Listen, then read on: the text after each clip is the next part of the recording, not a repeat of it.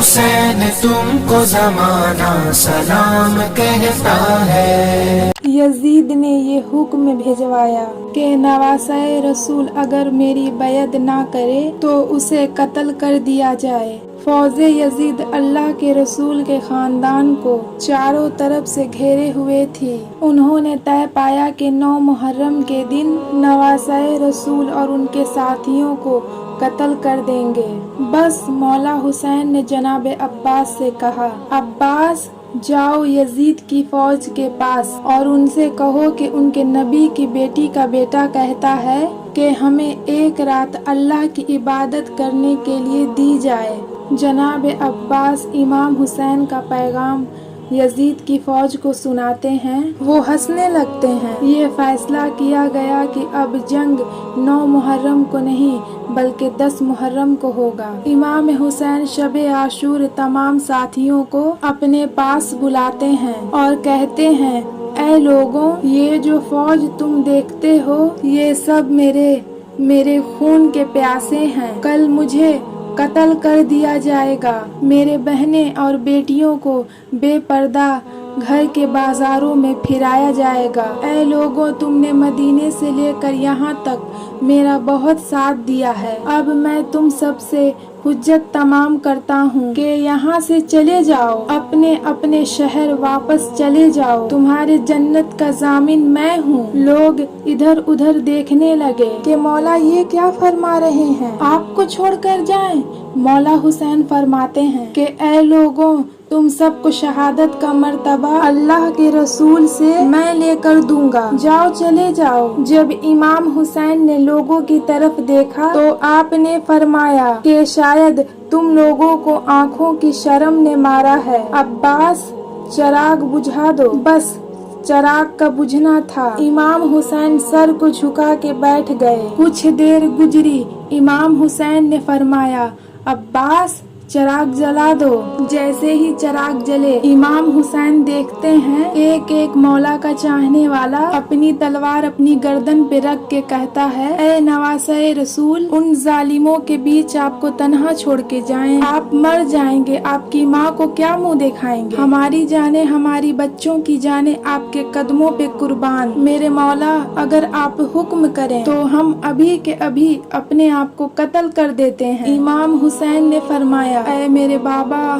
دیکھ جیسے مجھ کو ساتھی ملے ویسے آپ کو بھی نہ ملے۔ اے میرے بھائی حسن، دیکھ جیسے مجھ کو ساتھی ملے ویسے تم کو بھی نہ ملے۔ پھر آپ فرماتے ہیں کہ جاؤ اللہ کی عبادت میں مشغول ہو جاؤ کہ کل ہمیں اللہ کے دین پر قربان ہونا ہے۔ بس جیسے رات گزرنے لگی، 10 محرم کا سورج طلوع ہوا، آذان علی اکبر آئی، نماز میں حملہ ہو گیا۔ ایک ایک مولا کا چاہنے والا مولا کے قدموں میں قربان ہوتا رہا۔ کبھی حر، کبھی جون، کبھی حبیب، کبھی عباس، کبھی شہزادہ قاسم، کبھی شہزادے علی اکبر تو کبھی معصوم علی اصغر۔ کوئی بھی نہ رہا۔ امام حسین خیمے میں آتے ہیں اور کہتے ہیں، اے میری بہنوں، اے میری بیٹیوں، امام کا آخری سلام قبول کرو۔ واویلا کی صدائیں عام ہو گئی۔ امام حسین نے فرمایا، زینب، میرے بعد تم کو قید کیا جائے گا۔ پھر آپ ایک خیمے میں آتے ہیں جہاں ایک بیمار سویا ہوا ہوتا ہے۔ آپ فرماتے ہیں، علی اٹھو، اپنے بابا کا آخری سلام قبول کرو۔ جناب سجاد بیماری بستر سے اٹھتے ہیں اور دیکھتے ہیں کہ ان کا بابا خون میں رنگین، ان کا لباس سادہ اور پھٹا ہوا۔ سجاد کہتے ہیں، بابا عباس۔ امام حسین کہتے ہیں، نہر کے کنارے سو رہے ہیں۔ علی اکبر، ان کو پرچی لگی ہے، ان کی لاش وہاں رکھی ہے۔ ایک ایک شہید اللہ کی راہ میں قربان ہو گیا۔ اتنے میں زین العابدین اٹھتے ہیں اور کہتے ہیں، اے میرے مولا، مجھے اجازت دے میں میدان میں جاؤں۔ اتنے میں امام حسین فرماتے ہیں، سجاد، تمہارا امتحان اتنا آسان نہیں بیٹا، ہمیں شہید ہونے دو، ہمارا امتحان یہیں ختم ہونے دو، پھر تمہارا امتحان شروع ہوگا، پھر تمہیں اپنی بہنوں اور بیٹیوں کے ساتھ بازار میں قید ہونا ہے، سجاد یزید کے دربار میں خطبہ سنانا ہے۔ इमाम सजाद जारुल कतार रोने लगे और पूछने लगे, बाबा आपने इतना पुराना लिबास जेब तन किया है। इमाम हुसैन ने फरमाया, सजाद मुझे पता है ये लोग कम ज़र्फ हैं। मेरी शहादत के बाद ये लोग मेरे जिस्म से लिबास उतार देंगे, मेरी लाश को लूटेंगे, ख़याम को लूटेंगे। शायद इस गरीब का पुराना लिबास देखकर उनकी गैरत जाग जाए। बस अलविदा कहते हैं, फिर मैदान में जाते हैं। इमाम हुसैन जैसे ही मैदान जाते हैं, सबसे पहले कहा, ऐ लोगों, पहचानो जिसको रसूल अपने कंधों पर सवार करता था। मैं वो हूँ जिसको रसूल अपने सीने पर सुलाया करता था। मैं वो हूँ जिसके लिए तुम्हारा रसूल कहता था, हुसैन मिन्नी वाना मिनल हुसैन। मैं हुसैन से हूँ, हुसैन मुझसे है। मैं वो हूँ नमाज के दौरान तुम्हारे रसूल के पुश्त पर आता था। मेरी खातिर रसूल अपने सजदे को तूल देते थे कि कहीं ऐसा न हो कि मैं सजदे से उठूं और हुसैन को तकलीफ ना आ जाए। ऐ लोगों, तुमने आज उस हुसैन को बहुत रुलाया है। अपने हाथों से उस जन्नत के बदले दोज़ख लिखा है। बताओ मेरा क्या कसूर है? बताओ मैंने किसी इंसान का हक गज़ब किया है? बताओ मेरा क्या जुल्म है? तो कहने लगे, तुम्हें इसलिए नहीं मार रहे कि तुम्हारा कोई जुल्म है, तुम्हें इसलिए मार रहे हैं कि तुम अली के बेटे हो। इमाम हुसैन फरमाते हैं, ऐ लोगों, वो अली जो कुरान का मुहाफिज था, आज तुम उस अली को ये सिला दे रहे हो, उसकी औलाद को इस बयाबान में कत्ल कर रहे हो। बस इतने में शिमर कहने लगा, हुसैन की बातें न सुनो, बस हमला कर दो।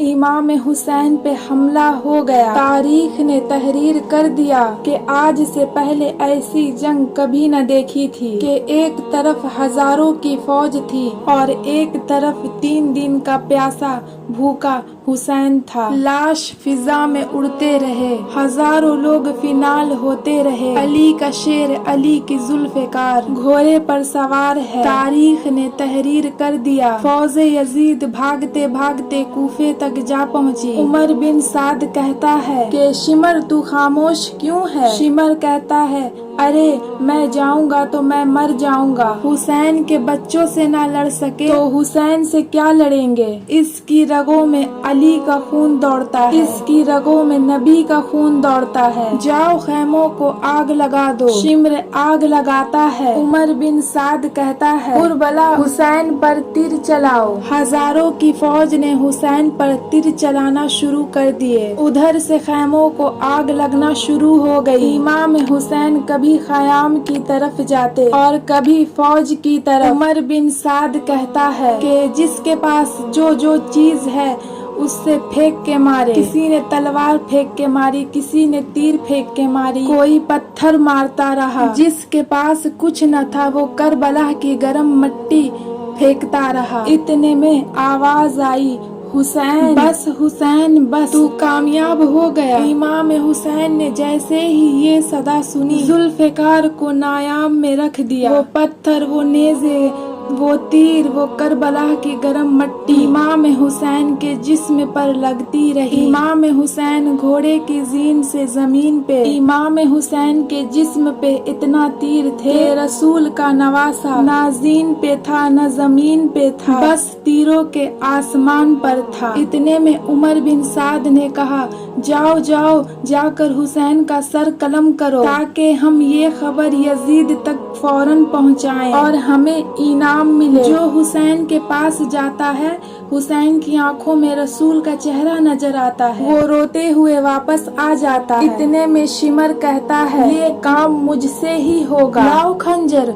मुझे दो। जब खंजर लेकर शिमर हुसैन के पास जाता है, हुसैन का सर सजदे में, शिमर आकर इमाम हुसैन की गर्दन पर खंजर रखता है और चलाने लगता है। शिमर देखे कि हुसैन कुछ पढ़ रहे हैं। शिमर देखकर समझता है कि हुसैन पछता रहे हैं। करीब आकर सुनो तो क्या कह रहे हैं, जाकर यजीद को बताऊंगा। कान करीब करके सुना तो इमाम हुसैन फरमाते हैं कि ऐ अल्लाह, قبول کرنا کہ تیرے اس حسین نے تیرے دین کی خاطر سب کچھ قربان کر دیا۔ اے اللہ گواہ رہنا کہ تیرے اس نبی کے نواسے نے تیرے اس دین کی خاطر سب کچھ فدا کر دیا۔ اللہ کا شکر ادا کر رہے ہیں، اللہ کی حمد و ثنا کر رہے ہیں۔ اتنے میں امام حسین نے آنکھ کھولی اور دیکھا شمر اور کہا، اے بدبخت، تجھے پتا نہیں میں کون ہوں؟ شمر نے کہا، ہاں مجھے پتا ہے، تو رسول کا نواسا ہے، علی کا بیٹا ہے،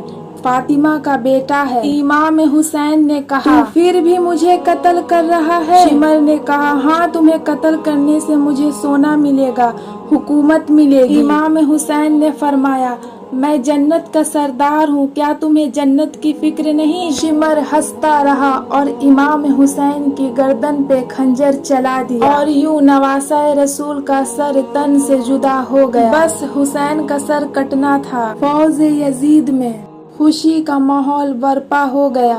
عمر بن سعد نے کہا، لوٹو، اہل بیت کے خیموں کو لوٹ لو۔ فوج خیموں کی طرف بڑھتی ہے اور بیویوں نے ماتم کرنا شروع کر دیا۔ فوج یزید ایک ایک چیز کو لوٹنا شروع کرتے ہیں۔ اتنے میں شمر دیکھیں کہ ایک 4 سال کی بچی میدان کربلا میں بابا بابا بابا کر رہی ہے۔ شمر قریب آیا۔ بچی نے سوچا، شاید میں یتیم ہو گئی ہوں، میرے سر پر ہاتھ رکھے گا۔ شمر نے دیکھا کانوں میں بالیاں پہنی ہوئی ہے۔ اس نے بالیاں پکڑ کر کھینچ کر باہر نکال دیا۔ اتنے میں وہ بچی کربلا کی زمین پر بیٹھ گئی اور رونے لگی اور کہنے لگی، دادا دادا علی کہاں ہیں، کہاں ہیں آپ؟ بس بیویاں بے پردہ ہو کے کربلا کی زمین پر بے بارس ہو کر بیٹھ گئیں، خیام جل گئے۔ اتنے میں عمر بن سعد کہتا ہے کہ یزید کا حکم ہے کہ سب کے جسم سے سر کاٹ کر میرے پاس لے آؤ اور لاشوں پر گھوڑے دوڑاؤ، تاکہ دنیا کو یقین ہو جو یزید کے سامنے آئے گا ان کی بہنوں اور بیٹیوں کو بے پردہ کر دے گا، وہ ان کی لاشوں کو ایسا کر دے گا کہ کوئی پہچان بھی نہ پائے۔ شمر نے کہا، لاشوں کو لگاؤ، گھوڑوں کو تیار کرو۔ اتنے میں کسی قبیلے سے آواز آئی کہ اکبر کی ماں ام لیلہ ہمارے قبیلے سے ہے، ہم اکبر کی لاش پر گھوڑے نہیں دوڑائیں گے۔ یزید نے کہا، ٹھیک ہے، اکبر کی لاش کو جدا کر دو۔ کسی نے کہا، جون ہمارے قبیلے سے ہے، اس کی بھی لاش جدا ہو گئی۔ کسی نے کہا، اون و محمد ہمارے قبیلے سے ہیں، اس کی بھی لاش جدا ہو گئی۔ کسی نے کہا، حر ہمارے قبیلے سے ہیں۔ کسی نے کہا، ہم جناب عباس کی لاش پر گھوڑے نہیں دوڑائیں گے۔ کسی نے کہا، قاسم یمن کی شہزادی کا بیٹا ہے، ہم اس پہ گھوڑے نہیں دوڑائیں گے۔ کربلا کی تاریخ نے تحریر کر دیا، جتنے بھی شہید تھے ان کے لیے کوئی نہ کوئی کہنے لگا کہ ان کا تعلق ہمارے قبیلے سے ہے۔ ان تمام شہیدوں کی لاشیں جدا ہو گئیں، بس ایک غریب ماں اور ایک غریب باپ کا بیٹا حسین زمین کربلا پر پڑا رہا۔ کسی نے یہ نہ کہا، یہ ہمارے رسول کا نواسا ہے، یہ ہمارے رسول کی بیٹی کا بیٹا ہے، یہ علی مرتضیٰ کا بیٹا ہے۔ بس شمر نے کہا، لاوارثوں کی طرح حسین کی لاش پامال کرنے کے لیے تیار پڑی ہے، بلاؤ ان گھوڑوں کو۔ گھوڑے کبھی مشرق سے مغرب کی طرف جاتے ہیں اور کبھی مغرب سے مشرق کی طرف۔ حسین کی لاش پامال ہوتی رہی، حسین کی دائیں پسلیاں بائیں پسلیوں کی طرف چلی گئی، بائیں پسلیاں دائیں پسلیوں کی طرف چلی گئی۔ امام حسین کا سینہ پشت سے مل گیا۔ وہاں نواسہ رسول کی لاش پامال ہو رہی ہے، وہاں فوج یزید جھوم رہی ہے، خوشیاں منا رہی ہے اور نواسہ رسول کی بیٹیاں رو رہی ہیں۔ بس اتنے میں اندھیرا چھا گیا۔ 61 ہجری کا 10 محرم واحد دن تھا جس پہ اندھیرا وقت سے پہلے ہو گیا۔ سلام ہو کربلا کے شہید نواسہ رسول امام حسین پر، امام حسین پر۔ ویڈیو اگر اچھا لگا ہو تو ویڈیو کو لائک کیجیے گا، چینل کو سبسکرائب کیجیے گا تاکہ اسی طریقے کی ویڈیو آپ کو ملتی رہے۔